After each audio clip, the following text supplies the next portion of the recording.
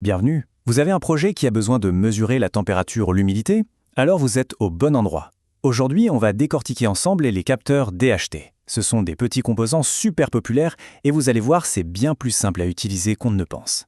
C'est souvent une des premières questions qu'on se pose en électronique. Que ce soit pour une station météo perso, une serre connectée, ou juste pour vérifier l'air dans une pièce, savoir mesurer son environnement, c'est la base de plein de projets géniaux. Et la solution, eh bien la voilà. Je vous présente les DHT11 et DHT22. Ce sont un peu les stars dans le monde des makers. Pourquoi? Parce qu'ils sont pas chers, ils sont fiables et ils sont parfaits pour démarrer avec un Arduino.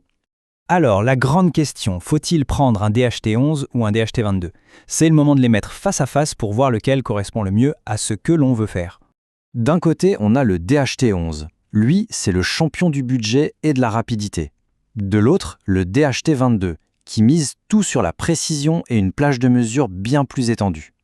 C'est vraiment le compromis classique entre le prix et la performance. Bon, rentrons un peu dans les détails parce que c'est là que ça devient intéressant. Regardez la plage de température.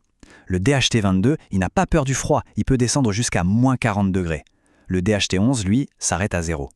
Et la précision, alors là, c'est le jour et la nuit.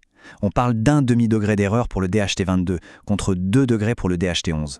Ça peut sembler minime, mais pour des applications pointues, c'est une différence énorme. Le seul point où le DHT11 est un peu meilleur, c'est qu'il est plus rapide. Il peut donner une lecture par seconde, soit 2 fois plus vite que son grand frère. Donc, pour résumer de façon très pratique, si chaque dixième de degré est crucial, par exemple pour un incubateur ou un terrarium, il n'y a pas à hésiter, c'est le DHT22 qu'il faut. Par contre, si c'est juste pour avoir une idée de la température dans le salon, le DHT11 fera parfaitement l'affaire et ça coûtera moins cher. D'accord, mais concrètement, comment ça marche là-dedans? Comment un si petit boîtier peut mesurer tout ça? C'est ce qu'on va voir tout de suite. Pour l'humidité, le principe est super malin. Il faut imaginer une sorte de petite éponge spéciale placée entre deux plaques de métal. Plus l'air est humide, plus cette éponge absorbe d'eau et mieux le courant passe entre les deux plaques. Le capteur mesure simplement à quel point le courant passe bien et il en déduit le taux d'humidité. Pour la température, le secret, c'est un composant qu'on appelle une thermistance. En gros, c'est juste une résistance qui a une particularité. Sa valeur en ohms change de manière très prévisible en fonction de la chaleur. Et plus précisément, c'est une thermistance CTN pour coefficient de température négatif. Le nom peut faire un peu peur, mais l'idée est toute simple. C'est une relation inverse. Plus il fait chaud, plus la résistance baisse. Le petit cerveau du capteur n'a plus qu'à mesurer cette résistance pour connaître la température avec précision. Allez, à cette théorie, on met les mains dans le cambouis. Voyons comment connecter ce petit monde à une carte Arduino. Le branchement, en soi, est un jeu d'enfant. Le VCC, c'est l'alimentation, on le branche sur du 3 ou 5 volts, le GND, c'est la masse, et la broche de données sur n'importe quelle pile numérique de l'Arduino. Par contre, attention, l'étape 4 est super importante. C'est cette fameuse résistance de rappel. Elle est cruciale pour que la communication entre l'Arduino et le capteur se passe bien, sans interférence. Ne l'oubliez pas. Et pour se simplifier encore la vie, il y a une petite astuce. On peut trouver des modules déjà montés sur un petit circuit imprimé. Ils n'ont que 3 broches, et la bonne nouvelle, c'est que la fameuse résistance de rappel est déjà incluse. Là, c'est vraiment du plug and play. Ok, le matériel est en place. Il ne manque plus que la partie logicielle pour donner vie à notre montage.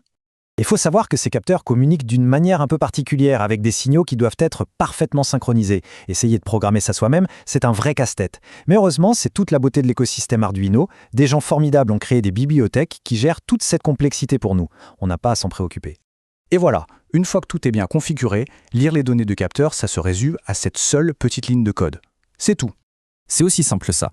Cette commande, elle va envoyer la requête au capteur, attendre sa réponse, la décoder et nous donner directement la température et l'humidité. Et bien sûr, il y a la fonction équivalente pour le DHT11. C'est magique. Si on prend un peu de recul, la structure du code est toujours la même. D'abord, on inclut la bibliothèque. Ensuite, on dit à l'Arduino sur quelle broche le capteur est branché. Dans le setup, on initialise la communication.